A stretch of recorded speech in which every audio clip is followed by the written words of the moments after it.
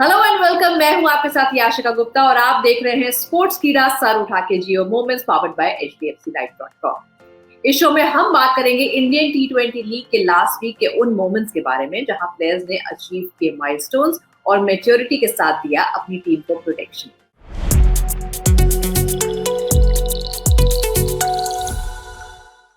HDFC life संचय plus plan ले लिया तो फीस के पैसे कम पड़ने का चांस जीरो।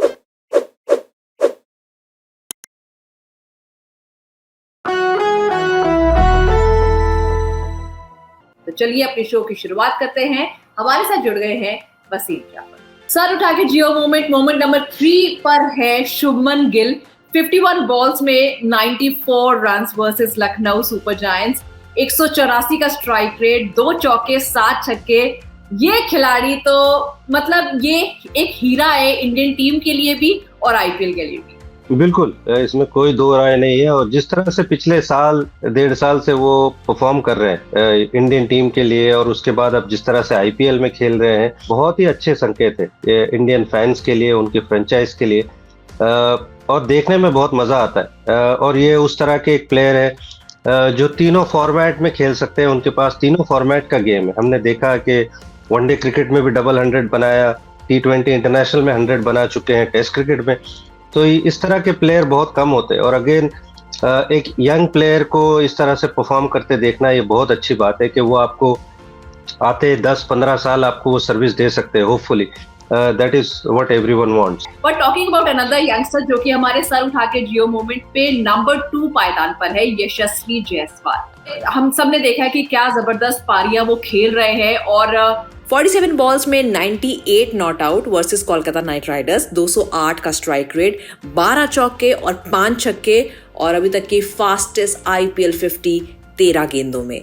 ये खिलाड़ी अब चाहता है कि इंडिया कलर्स जल्द से जल्द पहन ले। उनकी जो परफॉर्मेंस है आईपीएल में रजिस्टर हो जाए, सब देख लें कि वो किस कैलिबर के खिलाड़ी हैं और अब क्या वो तैयार है इंडिया कलर्स पहनने के लिए। हाँ, मुझे लगता है, क्योंकि फर्स्ट ऑफ ऑल अगर उनकी परफॉर्मेंस की बात करें तो कमाल का परफॉर्मेंस। पिछले गेम में मुंबई इंडियंस के सामने 124 रन बनाए। अगेन जोफ्रा आर्चर थे सामने, पीयूष चावला, और काफी अच्छी बॉलिंग अटैक है मुंबई इंडियंस की। और एज इट इज T20 में 100 बनाना कोई मामूली बात नहीं है। और आप 124 रन बनाते हो अपनी टीम के 214 के अंदर, तो ऑलमोस्ट आपने 50-55% रन आपने अकेले ने बनाए हैं। And that is a creditable achievement कि आप 21 साल के यंगस्टर इस तरह का परफॉर्मेंस कर रहे हैं इतने बड़े स्टेज पे। और then you back it up again with 98 not out 47 गेंद में। और आप जानते हैं कि केकेआर की बॉलिंग, स्पिन बॉलिंग खास करके इतनी बढ़िया है, और आप रन चेस कर रहे हैं। आपकी टीम पिछले 5 या 6 मैचों में 4-5 मैच हार चुकी है। And to come back and perform like that, it's a phenomenal performance. तो I just feel that he is ready. और जब भी उनको मौका मिलेगा, I think he is the next big player. Shubman Gill की हमने बात की, and I feel Yashasvi Jaiswal is in that line also, कि वो भी एक अगले खिलाड़ी हैं जो मुझे लगता है कि लंबी सर्विस दे सकते हैं इंडियन टीम के लिए।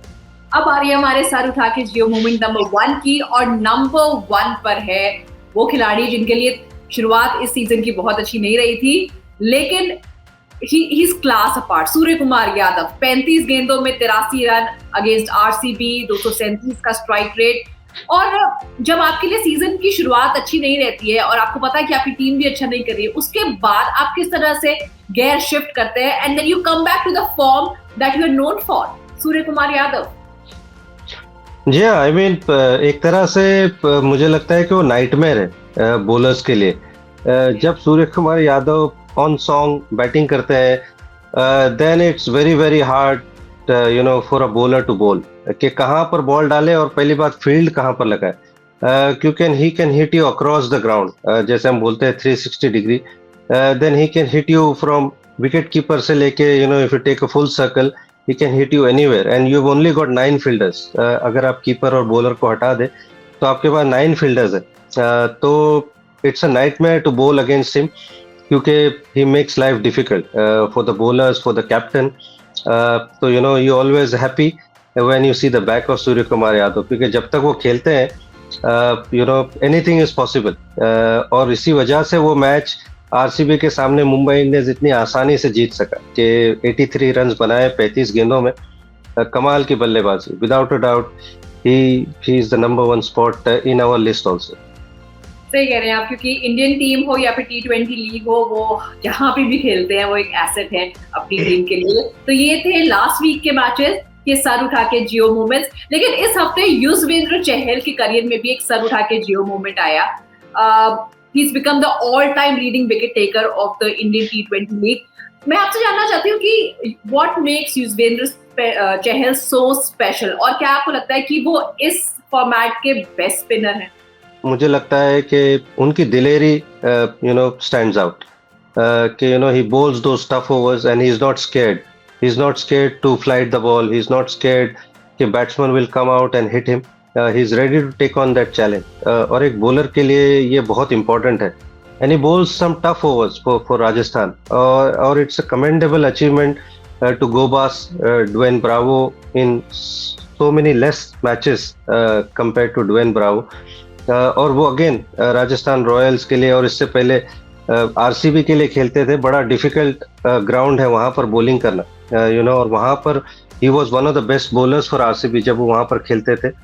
और वहां पर भी उन्होंने बहुत बढ़िया परफॉर्मेंस किया। And then again coming back into Rajasthan Royals, और वो जो ओवर्स वो डालते हैं, इवन अगर हमने देखा हो लास्ट मैच जहाँ पे यशस्वी ने उनको मैच जिताया, he bowled the 19th over of the match. Very rarely we see a spinner bowling so well. मेरे ख्याल से उस ओवर में शायद 3 या 4 रन दिए और रिंकू सिंह को उधर आउट किया था उन्होंने।